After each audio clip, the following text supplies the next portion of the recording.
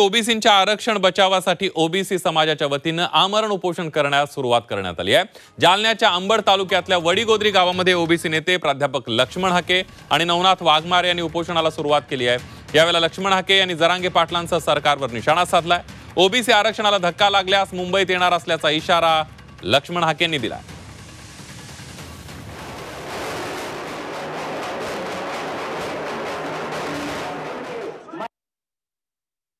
जरांगे नावाच्या माणसाच्या सांगण्यावरनं जर तुम्ही हा जी.आर. काढणार असाल तर ओबीसीचं उत्तर सुद्धा तुम्हाला जशास तसं भेटेल। मुख्यमंत्री महोदय काय केलंय तुम्ही, त्यामुळे या गॅजेटला आमचा विरोध असेल। आणि ओबीसी बांधव, आज आम्ही वडीगोद्रीत बसलोय, वेळ पडली तर आम्ही मुंबईला जाऊ आणि मुख्यमंत्र्यांना जाब विचारू।